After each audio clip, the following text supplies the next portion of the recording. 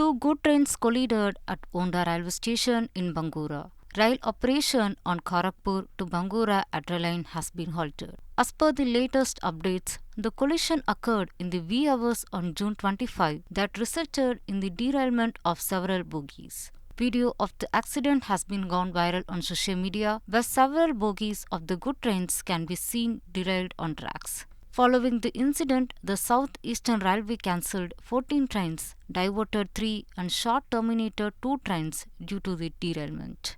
As per the latest updates, the UP Main Line and UP Loop Line have been restored by the railways and the train movement was resumed.